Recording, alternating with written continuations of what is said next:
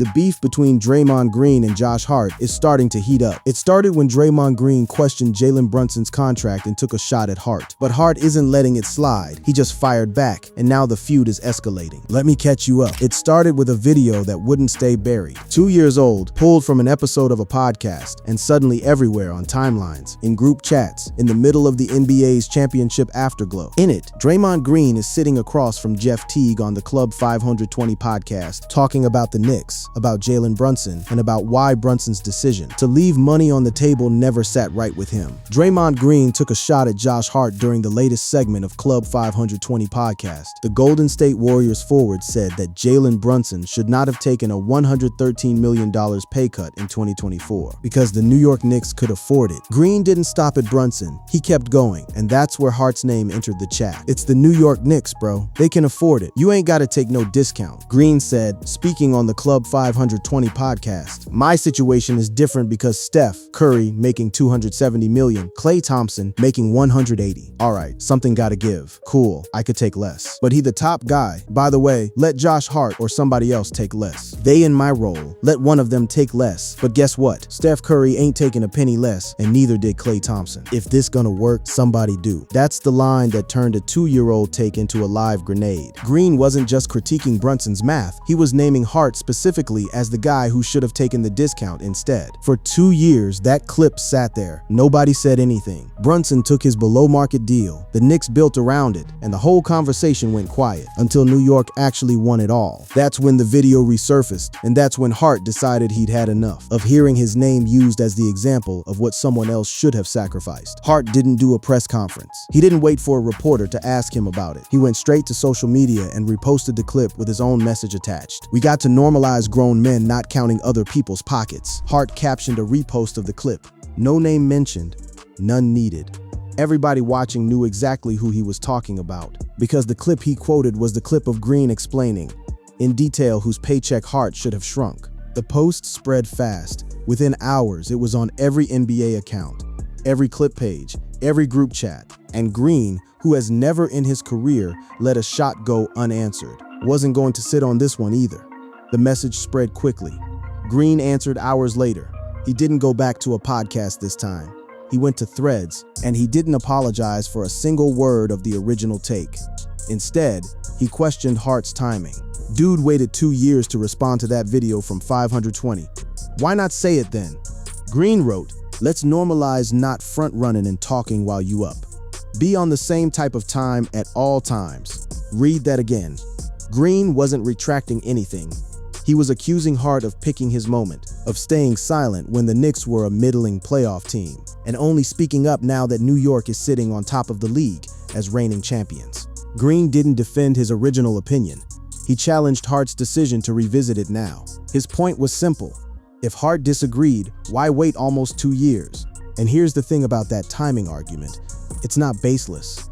The timing is notable. The Knicks are coming off a championship season, and Hart is approaching another important contract decision.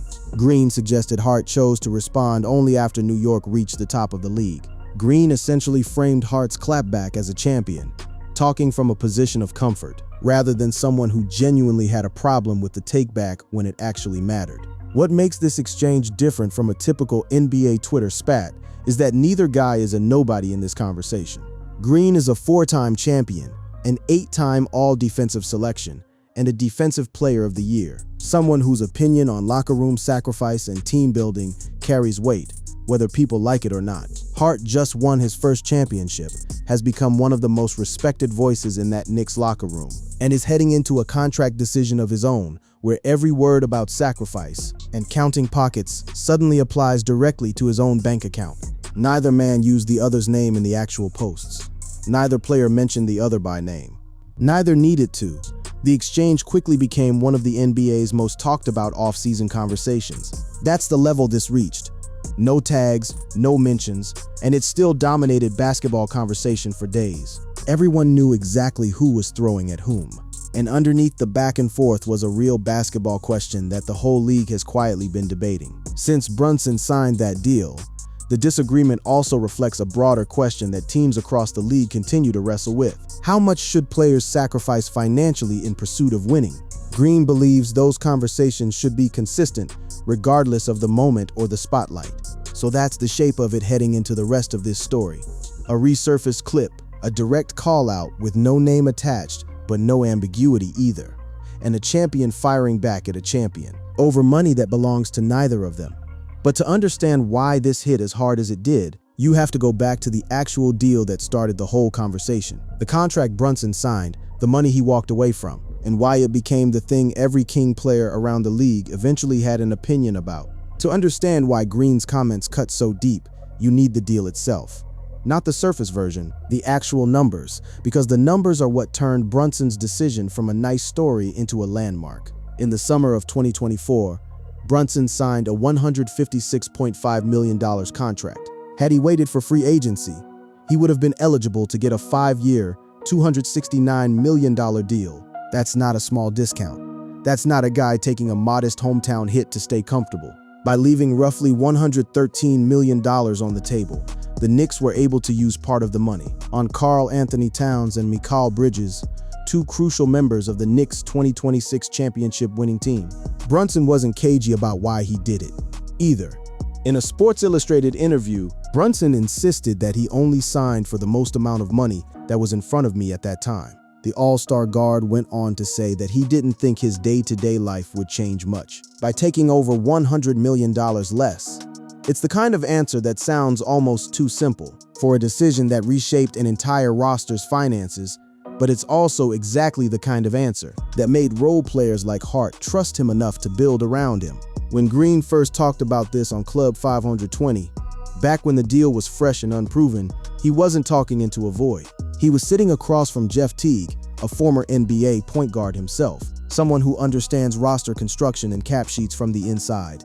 Draymond Green took a shot at Josh Hart during the latest segment of Club 520 podcast. That's the setting, two guys who've played the game at the highest level, riffing on a decision that hadn't paid off yet. Nobody knew in 2024 that Brunson's gamble would end in a parade.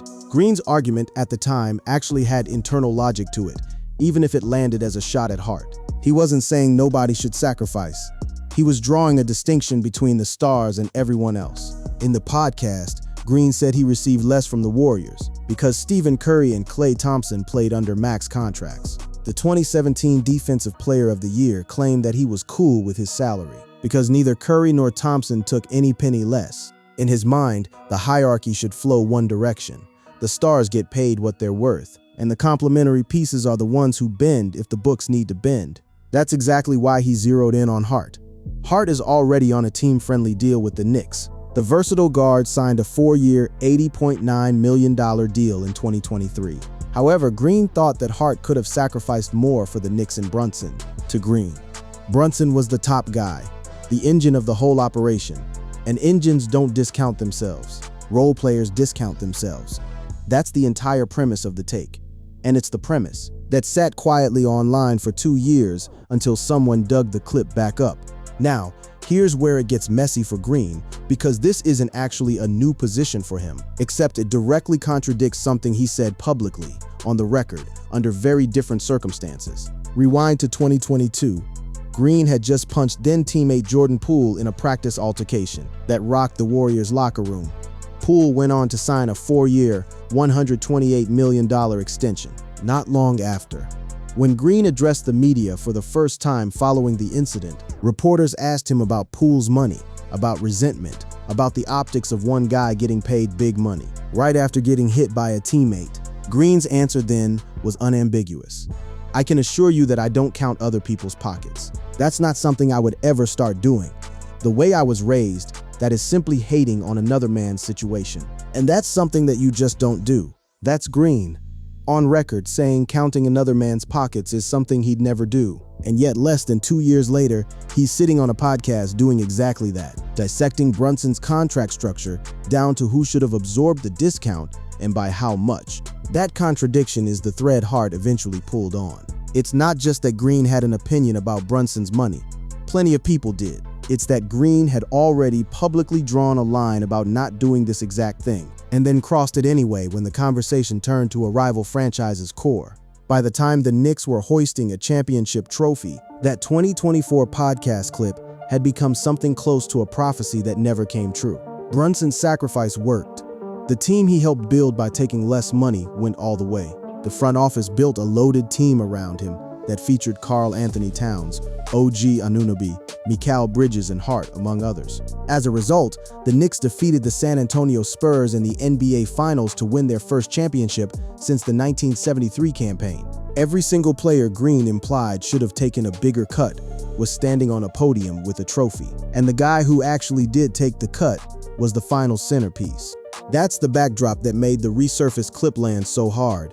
It wasn't just an old opinion. It was an old opinion that history had already ruled on and ruled against, which is exactly why Hart felt like this was the moment worth responding to, no matter how long it had been sitting there. Josh Hart doesn't operate quietly.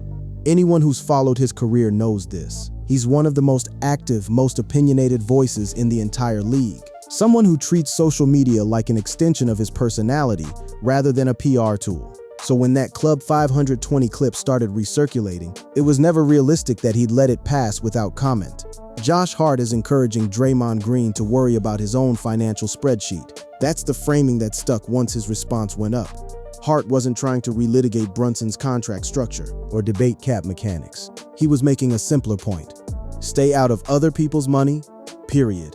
His actual words were blunt and short, exactly the kind of line built to spread fast online. We got to normalize grown men not counting other people's pockets. He posted on X, no qualifiers, no context needed. Just a direct rebuke aimed at a guy who 2 years earlier had specifically suggested Hart should have been the one absorbing a discount instead of Brunson.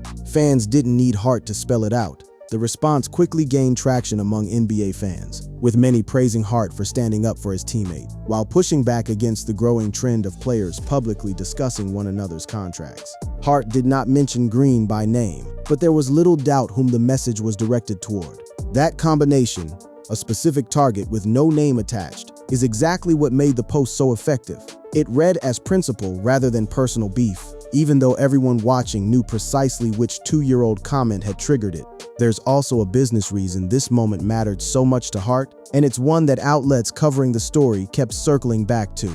His next deal carries added importance for a Knicks team, trying to keep a championship roster together under the NBA's restrictive second apron rules. Hart has made no secret of wanting to remain in New York. He's not some detached bystander lecturing Green from a place of financial comfort. He's a guy staring down his own version of the exact decision Brunson already made: stay for less or test the market for more. Every word in this fight about sacrifice boomerangs directly back onto his own upcoming negotiation. That's part of why this didn't feel like a random internet squabble to people inside the league. Reporters covering the Knicks noted that Green saw a salary cap discussion. Hart saw another player's personal business. And inside the Knicks locker room, there appears to be little appetite for letting anyone else decide where that line should be drawn. This wasn't just Hart being thin-skinned about an old clip. It reflected something closer to a locker room stance. The Knicks, fresh off, winning it all, doing things their way, weren't interested in outsiders retroactively grading who should have taken what discount. Once Hart's post went up, the reaction across the league leaned heavily in his direction. Millions of fans saw Hart's response on social media and decided to extend support in the comments section. Almost all of them criticized Green's original comments, largely because the timeline made Green's position look worse in hindsight than it had looked in 2024. Nobody could argue with results. The Knicks won, Brunson got his ring, and the role players Green implied should have sacrificed more were the ones celebrating a parade. Green, for his part, never walked back a single syllable of his original take. He wasn't interested in the "did the deal work out" argument at all. His entire counter was about sequencing. Why now? Why not then? Green didn't defend his original opinion. He challenged Hart's decision to revisit it now. His point was simple. If Hart disagreed, why wait almost 2 years? It's a classic Green move. Refuse to engage on the substance, attack the timing instead, and make the other guy look like he's only speaking up now that it's safe. But that argument cuts both ways, and plenty of people online pointed it out. If Green's position was so obviously wrong in hindsight, if the very players he singled out ended up champions, then maybe the reason nobody responded in 2024 wasn't cowardice. Maybe it just wasn't worth the energy to argue with an opinion that hadn't been tested yet. It only became worth addressing once it resurfaced, attached to a championship roster that had already proven the opinion wrong. That's the layer that made Hart's response land, as more than just a defensive teammate move. It wasn't only about protecting Brunson's reputation. Brunson's reputation didn't need protecting anymore, not with a title and a Finals MVP conversation attached to his name. It was about Hart protecting the principle that got them there, that role players sacrificing quietly without demanding credit or getting graded by outsiders on how much they gave up was part of what made the whole thing work in the first place. And that's exactly the piece of this that Green's response never really addressed. He talked about timing. He talked about front running. He never actually engaged with the argument Hart was making, that grown men discussing each other's finances publicly, whether it's 2024 or 2026, was the actual problem, regardless of when someone chose to call it out. None of this happened in a vacuum. To really get why this fight blew up the way it did, you have to look at who Draymond Green is as a public figure. Not just a player, but someone who has, for years now, functioned as a full-time media voice inside the league he still plays in. Most of the NBA world, including the players, are used to hearing Draymond talk about the latest topics in the league, considering he also has a part-time career as a member of the NBA media. Through podcasts and TV shows, it is nearly impossible not to hear from him. That's the core of it. Green isn't a guy who occasionally weighs in when asked by a reporter. He has microphones in front of him constantly, his own show, guest spots, podcasts, like Club 520, and he uses every single one of them to hand out opinions on contracts, rosters, and decisions that have nothing to do with his own team. That habit is exactly what got him into this mess in the first place. It is not surprising that Green has been vocal about Brunson taking a pay cut. He has always been an advocate of players getting the most out of the teams that pay them. But Brunson was a different story. He had no issues with taking a pay cut, but it seems Green has an issue. The irony is thick here. A guy who built part of his post-playing identity on being pro-player, pro-getting your bag, turned around and criticized the one superstar move that arguably helped an entire roster get paid through a championship run, and everything that comes with it. And this wasn't the first time Green's mouth created a headline bigger than the original point he was making. Go back to the pool incident. That moment already forced Green to publicly define where he stood on discussing teammates' money, and he drew the line clearly at the time. What Green said about Hart goes against what he claimed in 2022, after he infamously punched former Warriors teammate Jordan Poole. In his first talk to the media since the incident, Green made one thing clear: "I can assure you that I don't count other people's pockets. That's not something I would ever start doing. The way I was raised, that is simply hating on another man's situation. And that's something that you just don't do." That's not a small inconsistency. That's Green establishing a personal code in the aftermath of one of the most scrutinized moments of his career, then breaking that exact code less than 2 years later, while talking about a completely different team's superstar. It's the kind of contradiction that's easy to miss if you're only watching the Hart exchange in isolation. But once people started stacking the two moments side by side, it became one of the more repeated criticisms of Green throughout this whole cycle. There's also the matter of who Green chose to bring into the conversation versus who he didn't. He didn't just criticize Brunson's decision in the abstract. He specifically named Hart as the guy who should have been the one to sacrifice instead. He, the top guy, let Josh Hart or somebody else take less. They in my role. Guess what? Steph Curry ain't take a penny less, is how the original clip breaks down. Green drawing a direct comparison between his own situation with Curry and Thompson and what he believed the Knicks hierarchy should have looked like with Brunson and Hart. That's the piece that turned this from Green having an opinion about a transaction into Green having an opinion about a specific person's paycheck. It's one thing to say, "I think Brunson should have maximized his contract." It's another thing entirely to say, "And here's the specific teammate who should have taken the hit instead of him." That second part is what made it personal enough for Hart to eventually respond to 2 years later, once the roster Green was second-guessing had a championship to show for the decision he criticized. None of this is new territory for Green, either. Across his career, he's built a reputation for saying things that generate exactly this kind of reaction: strong opinions, delivered without much hedging, that either age well or get thrown back at him depending on how things play out. This time, the timeline broke against him in about the worst way possible. The team he doubted won it all. The player structure he criticized became the blueprint. and the specific guy he named as the one who should have sacrificed more ended up standing on a podium instead. That's the pattern that shaped how this exchange got read across the league. Not as two guys randomly beefing, but as the latest example of Green's willingness to weigh in on other rosters' business. Finally catching up with him in public, on a platform he doesn't control, against a guy with a championship ring, and very little patience left for having his name used as somebody else's hypothetical. As it stands, neither side has backed down, and neither one looks likely to. Green hasn't deleted his thread's response. Hart hasn't deleted his original post either. The clip that started this, from a podcast recorded 2 years before any of this mattered, is still circulating, still getting quoted, still getting dissected by fans picking a side. What makes this particular flare-up stick around instead of fading in a news cycle is that it's tangled up with something that hasn't happened yet. Hart's own next contract. His next deal carries added importance for a Knicks team, trying to keep a championship roster together under the NBA's restrictive second apron rules. Hart has made no secret of wanting to remain in New York. The stakes here aren't just about pride or who won the internet argument. Every conversation about sacrifice and discounts that Green and Hart just had in public is about to become directly relevant to Hart's actual bank account in real time, with the entire league watching to see whether he follows Brunson's blueprint or asks for what he could get elsewhere. That's the tension nobody's resolved yet. Green's entire argument hinges on stars being the ones who shouldn't discount themselves, while role players absorb the hit. Hart is a role player about to negotiate his own extension with a team that just won a championship, partly because its stars, plural, were willing to take less. If Hart ends up taking anything resembling a hometown discount himself, the exact framework Green laid out 2 years ago gets tested all over again, except this time with Hart as the subject instead of the commentator. There's also the matter of what this exchange revealed about how players are now handling disagreements. Nobody picked up a phone. Nobody waited for a locker room conversation or a mutual friend to smooth things over.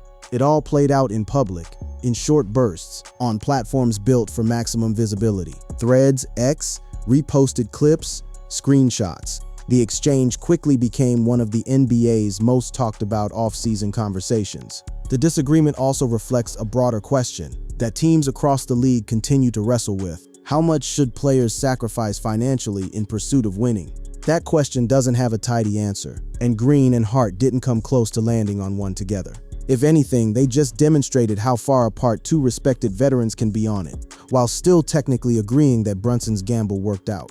Green's position, even now, isn't really about Brunson anymore. It's shifted entirely into a fight about principle and sequencing. Whether it's fair to challenge an old opinion only once, the safety of hindsight and a championship banner make it easy to do so. Hart's position hasn't shifted at all. From his very first post to every follow-up, his stance has stayed fixed on one idea. Other people's money isn't Green's business, full stop. Regardless of when Hart chose to say so, both of them have kept their names out of the actual posts. Technically, and both of them know that doesn't matter. Everyone following this understood exactly who was talking to whom. From the very first repost, that's part of what makes this feel less like a random flashpoint, and more like something that's been sitting under the surface for 2 years, waiting for the right spark, a championship, a resurfaced clip, an upcoming contract, to finally bring it out into the open. Right now, there's no indication either player intends to let this go quietly. Green has a habit of returning to topics once they've cooled off, using his media platforms to revisit old arguments whenever they resurface. Hart, now sitting on a championship and staring down a contract decision that will put every word of this argument under a microscope, has every incentive to keep drawing the same line he already drew, that grown men shouldn't be grading each other's finances from the outside. Whether it's 2 years late or happening in real time, whatever happens with Hart's next deal, whatever Green says next time a microphone is in front of him, this argument isn't finished. It's just paused, sitting exactly where two champions left it.